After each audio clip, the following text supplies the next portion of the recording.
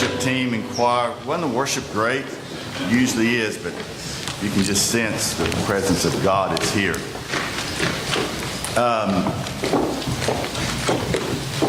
I believe that one of the reasons that we exist here is what we're doing in Guatemala. The ministry there is so important that we exist to do what we're doing there.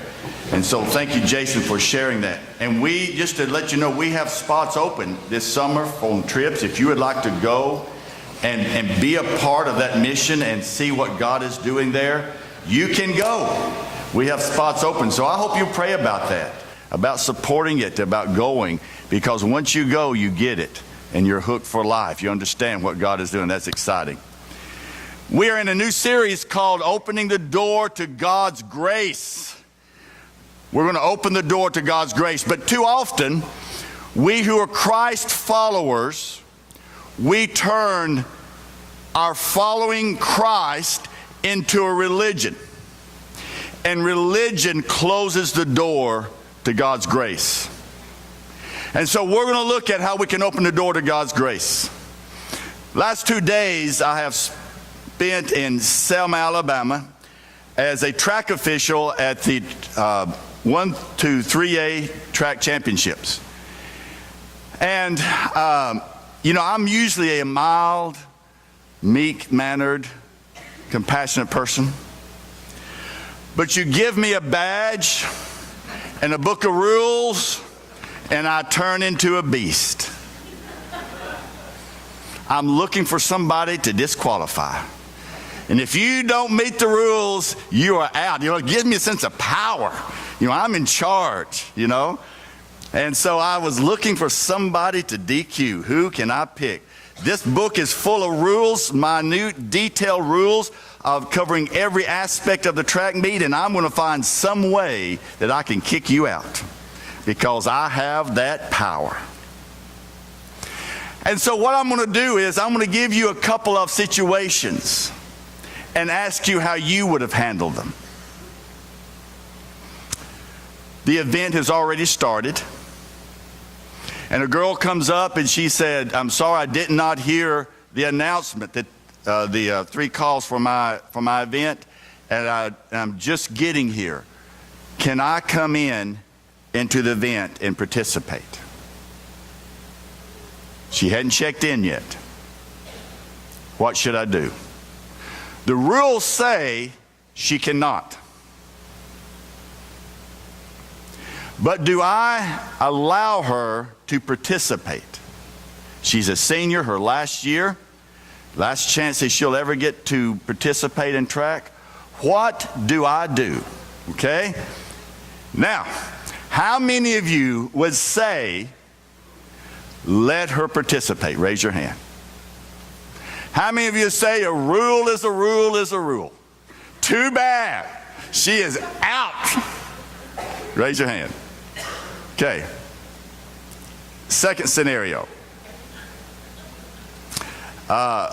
Young man walks up to participate, and you can tell, he from a very poor place, and he says, "I don't have, I have the right uniform top, but I don't have the right uniform bottom. He just a pair of shorts on. Can I participate?" The rule says you have to have a certain uniform. Do I allow him to participate in that uniform, or is he out? Okay? Who says he participates?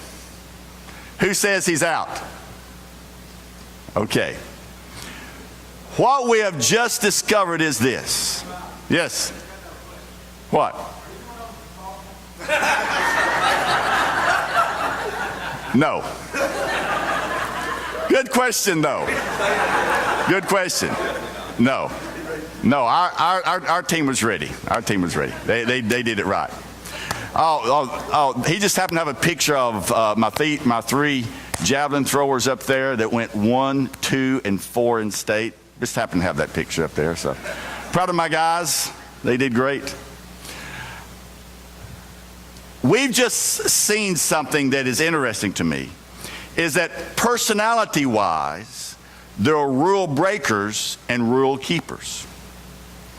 And for some reason, we marry the opposite. How many of you are married to the opposite of you? Yes, we marry the opposite to create a balance. Otherwise, if you have two rule breakers that marry, what do you have? Bonnie and Clyde, right? If you have two rule keepers that married, who do you have? The Roosevelts. And so God keeps us in balance by having us marry somebody that's the opposite of us. But personality-wise, there are rule keepers and there are rule breakers. And that's just the way we are. That's just our personality. Good parents will set rules to keep their house in order. But then they will break those rules for the good of their children. Right? Bedtime is 9 o'clock. That's what time we go to bed. That's the rule, 9 o'clock, bedtime. Tonight you can stay up till 10. What? Yes. Yes, you can stay up late. But I thought I go to bed. Yes, the rule is you go to bed at 9. Tonight you can stay up. Grandma is coming. She wants to see you. She'll be here at 10 o'clock. You can stay up till she gets here. That's the rule, bed at 9 o'clock. But there are times when you break your own rules for the good of the child. Am I right, parents? Am I right? All right. You cannot go. But you promised I could go. You can, and it's a rule to keep your promises. You promised. I did promise you could go. But that was before I knew where you were going. And once I found out where you were going, you cannot go. I had rather break my promise and break the rule because I care about you more than keeping my rule. Understand what I'm saying? Sometimes we have to break the rules for the good of the child, if you're good parents, right? So good parenting takes a balance between rule keeping and rule breaking, right? Jesus had an ongoing battle with the Pharisees, the teachers of the law, the religious people, over this very issue we're talking about. What rules do we keep? What rules can we break? This very issue. And it's very important for us to understand how that relates to us as Christ followers. All right, so let's get our Bibles out and turn to Mark, the 2nd chapter. Mark 2. Some of you may not like what is said today, and some of you are going to eat it up and love it. That's all right. We may not even get finished today, but I think it opens up a very interesting discussion about what our Christian life means.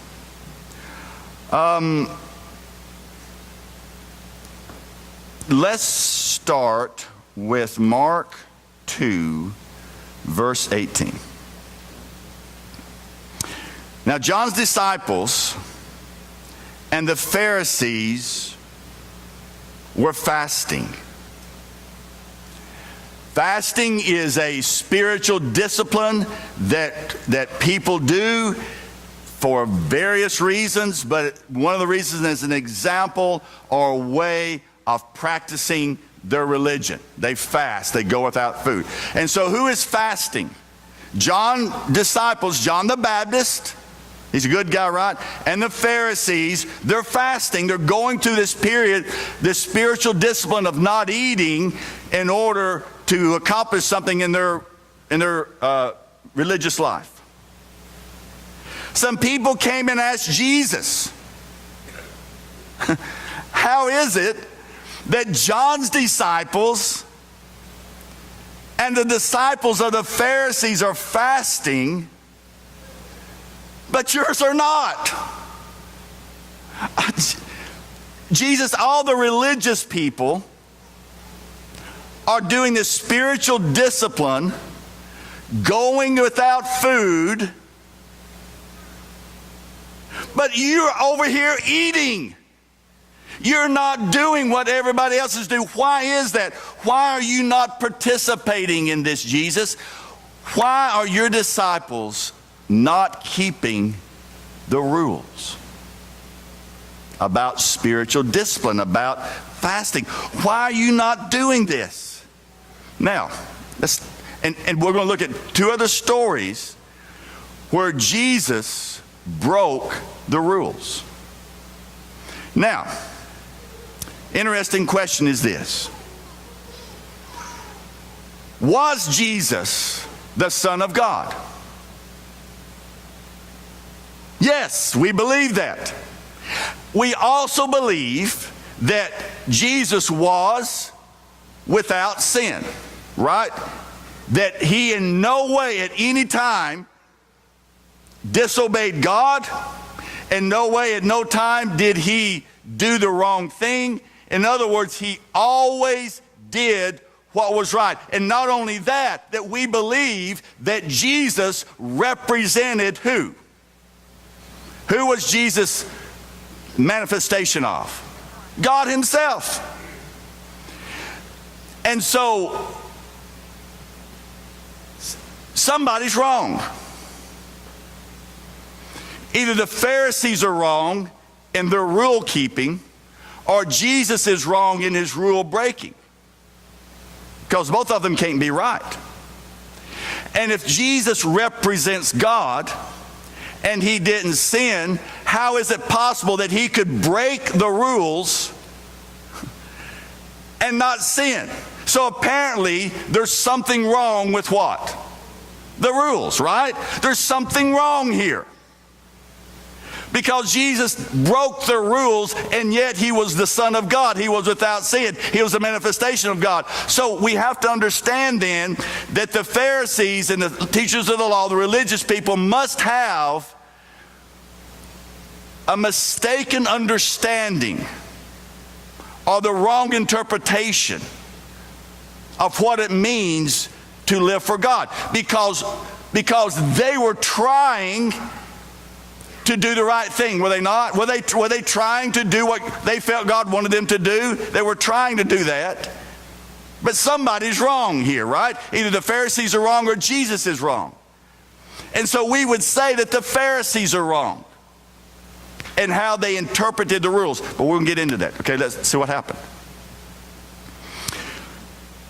How can the guests of the bridegroom fast while he is with them? They cannot, so long as they have him with them. But the time will come when the bridegroom will be taken away, and on that day they will fast. Verse 21. No one sews a patch of unshrunk cloth on an old garment. Otherwise, the new piece will pull away from the old, making the tear worse. And no one pours new wine into old wineskins. Otherwise, the wine will burst the skins, and both the wineskins and the wine will be lost. No, they pour new wine into new wineskins. Okay, so Jesus uses this metaphor. And both of them involve shrinkage and expansion. A wineskin is made, at that time, was made out of skin, like goat skin. And when it gets old, it gets very stiff and hard. You put new wine into it, and what's that wine going to do? What does wine do? It ferments. What does fermentation include? It creates a gas, okay? It creates alcohol, which creates a gas. And so as it ferments, that gas is released, it does what? It expands. It's typical physics. And so if that expansion is happening in an old, worn-out skin that is stiff, it's going to break. It cannot contain it.